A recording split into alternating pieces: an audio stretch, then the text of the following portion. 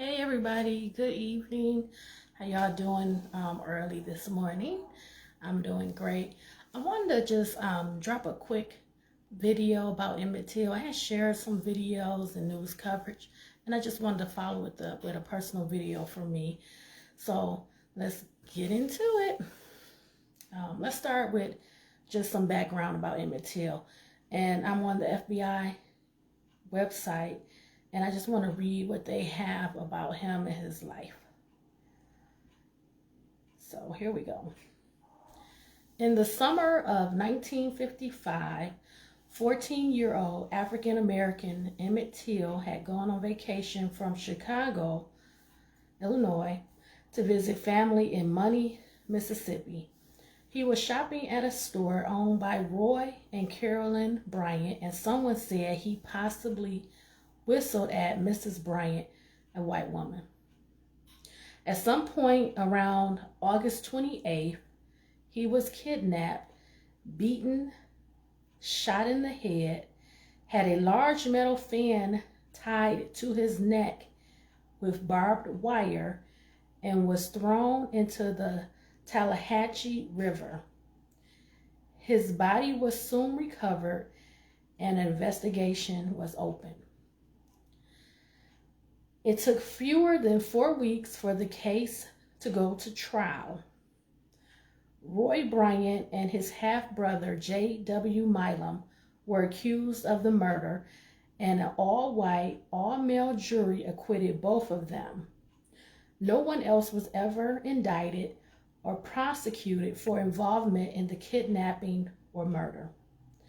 Bryant and Milam, though, later confessed and told a magazine journalist all the grisly details of their crime. They are both now long deceased. In May of 2004, the FBI reopened the investigation to determine if other individuals were involved, working with the Mississippi District Attorney, U.S. Attorney, federal attorneys, and local law enforcement. Till's body was exhumed for an autopsy in 2005. That's 50 years later. Wow. In March 2006, the FBI announced that information developed in its exhaustive investigation confirmed the Department of Justice's earlier conclusion that the 5-year statute of limitations on any potential federal criminal civil rights violations had expired, thereby precluding federal prosecution of this case. The FBI reported the results of its investigation to Joyce Childs, the district attorney for the 4th Judicial District of Mississippi. Although justice has not been served in the case, the tragic murder helped galvanize the growing civil rights movement in this country in the 1950s and beyond. Whew, that's pretty sad. That's pretty sad.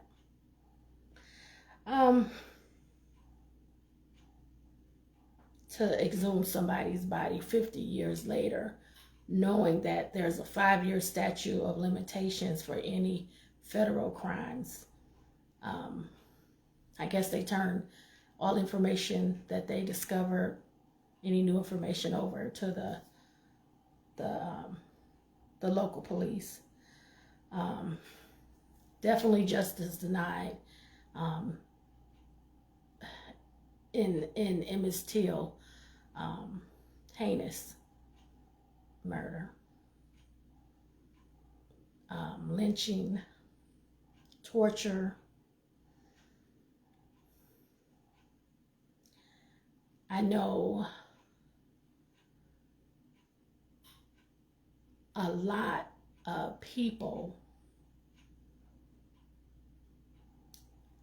were terrified. They were horrified for their families that lived in the South.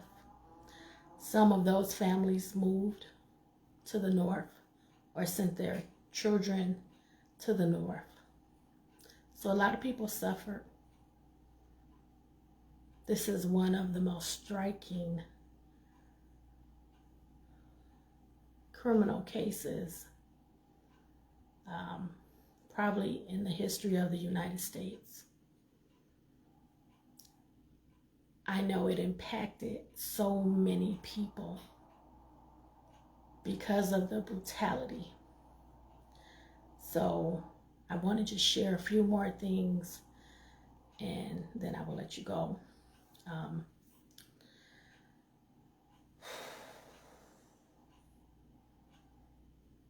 I wanted to show you that recently President Biden signed into legislation that there would be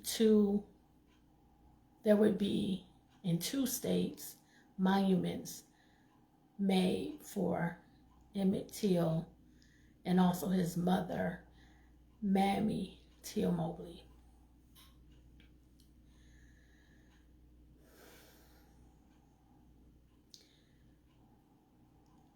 When I think of the strength of his mother,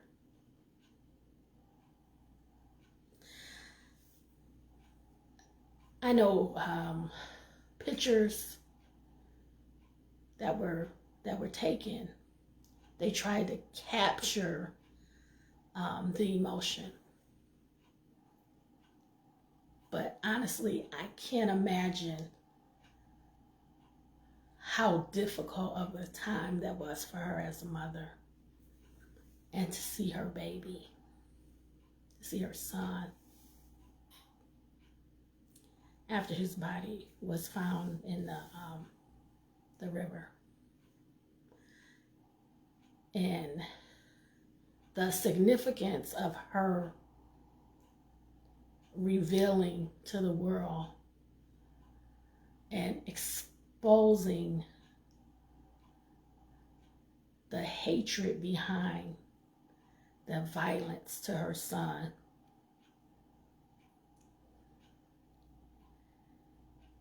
I think that helped her. And I can recall her saying that she didn't want her son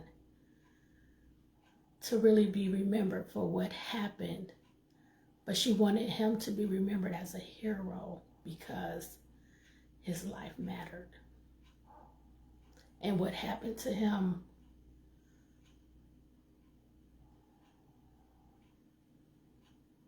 could serve a use to bring about the needed changes. And as we look back on time, and you're looking at more than 50 years, there has been a lot of changes where we stand together, not because of race, but because of values. So I want to show you guys the monuments. I want to share that with you. So the latest national monument will be dedicated to Emmett Till and his mother, Mamie Till-Mobley. President Biden just signed a proclamation for national sites in Mississippi and also in Illinois. It was in 1955 that Emmett Till was 14 years old. At the time, he was kidnapped from his bed for allegedly whistling at a white woman in Money, Mississippi, in a store there. 3 days later, his tortured and mutilated body was pulled from a river. The events helped ignite change in the civil rights movement. Decades later, his accuser admitted she lied about events that led to his death. So that was Emmett's monument, which I think looks beautiful. And it captures him in his hat. So I really like his. And then I'll show you his mom's.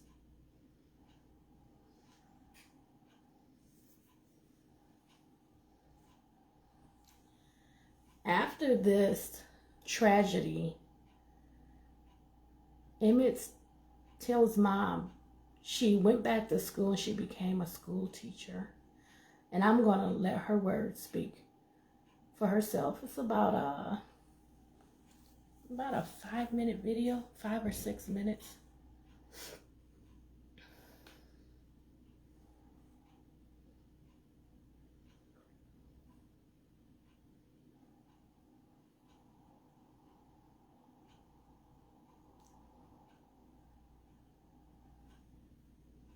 Okay, it's right under 6 minutes.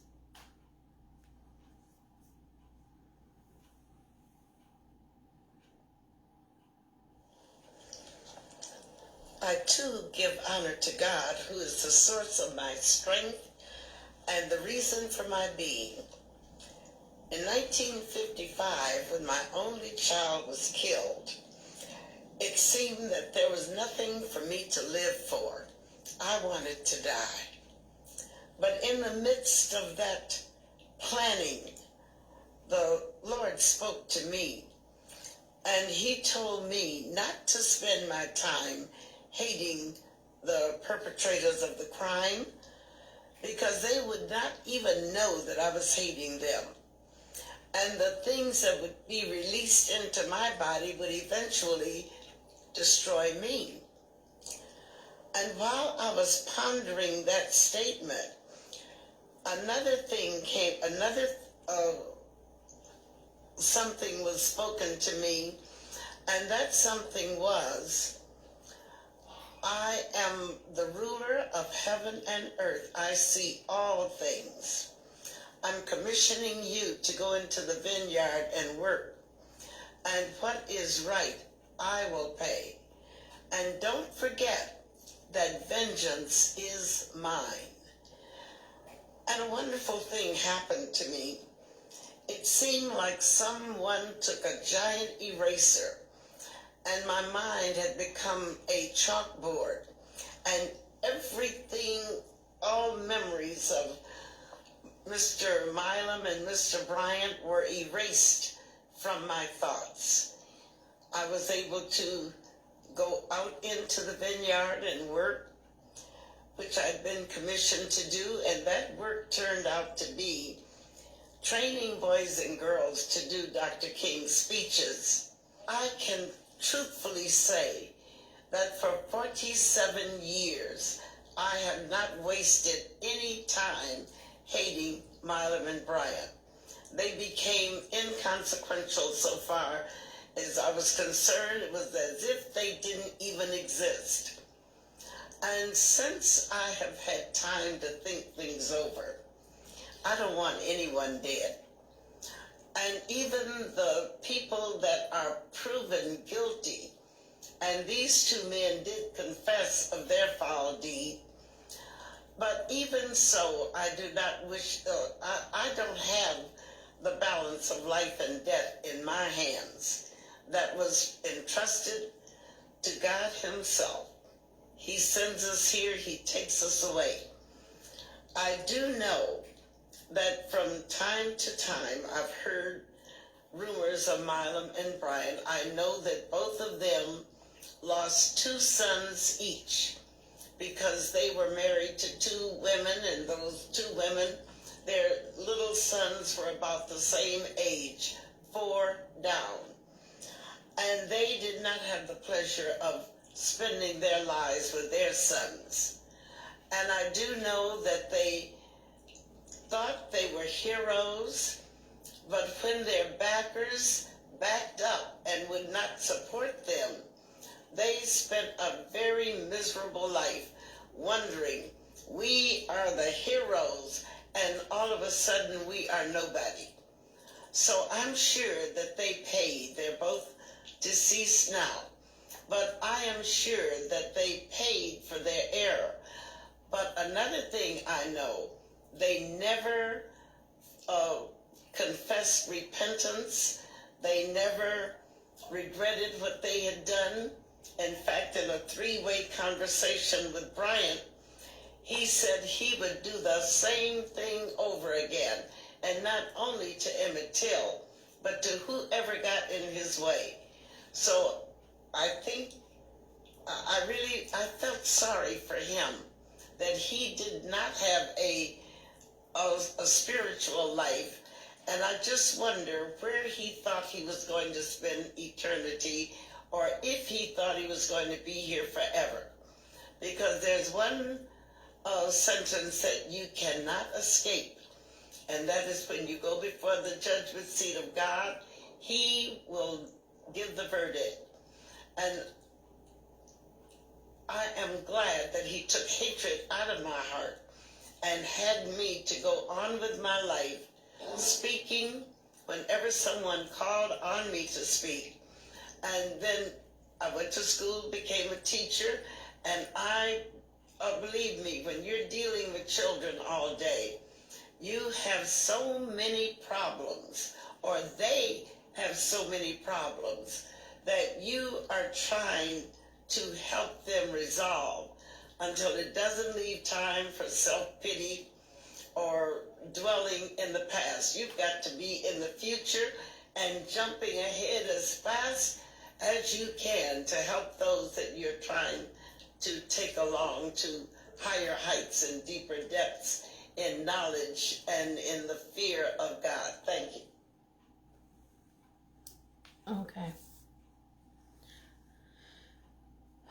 So I just want to share that with you guys, because I did put some information out, and I like to wrap things up with a personal note for me. I just want to remember the Till family. And I just think about that as just the greatest sacrifice that a person can make. And I believe it made a big difference in humankind. I can see the difference looking forward 50, 60 years. So much has changed in the U.S. And I think that it has a lot to do with what happened to Emmett, as well as other leaders. So I just want to remember Emmett, his mom, and the Till family, and say thank you. And you know, there's honestly no other acknowledgement other than the changes, the freedoms, the access, the opportunities can be attributed over these last decades to these sacrifices. So thank you to the Till family, and let both Emmett and his mother, Mamie Till-Mobley, rest in peace. Thank you. See you in the next video.